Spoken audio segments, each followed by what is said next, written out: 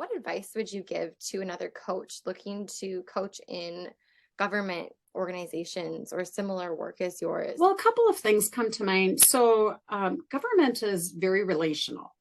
And so I would say for those of coaches out there that are interested in supporting government, many times the entry into the organization is having a relationship with someone in there. So, you know, I've gotten to know some HR colleagues, over time. People are saying, especially for small counties, for instance, they don't have a lot of resources. And, a great example of one I work with, it's one HR person for, the entity in northern Minnesota, for instance. And so like partnering to think about like what might you be able to bring in. So I think the relationship piece is big. The other is for the larger, like for Hennepin or the city of St. Paul or some of the bigger cities, is getting yourself on their supplier contracting so you can get notices of efforts. They don't, there's some that come here and there. I would say it's nice to ask people, like if you're interested in that kind of work. And I think people that maybe have a lean toward, let's say, nonprofits or places where they hope that they're making a difference.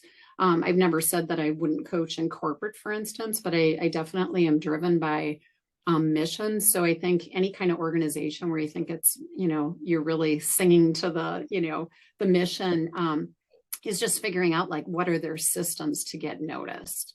Okay. Now, I can't say I am an expert to know that every county invests in coaching. I don't know if that's a true statement, but I would say that, getting to know people or, just kind of building that or start looking through the website. Sometimes, you can maybe see if you can find, a way to like put in look for a contract. A lot of times you have to get yourself like in their system, which, that can be its own issue. So I think if you're new, thinking about, sometimes they require, personal liability insurance, or maybe they require a contract. And like, what does that contract look like? Are you ready to be able to have the conversation with whether it's HR, or I've had some leaders in government who they maybe don't know exactly what they want, and being able to really suss out what they think they need and then being able to scope out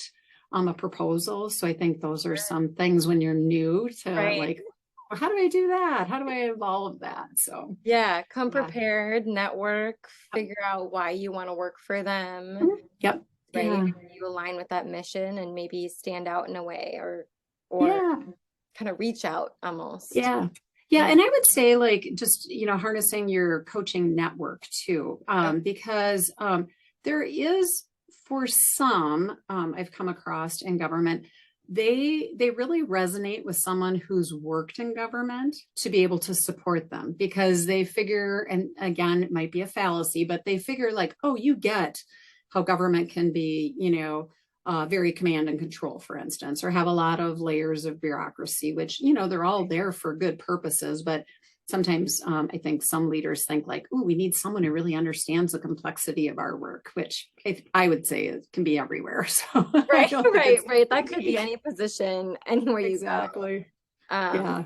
Wow. Thank you, Jan. This was like an amazing overview to learn what you do and your work in coaching with government organizations, leaders, advice for coaches. Go coaches.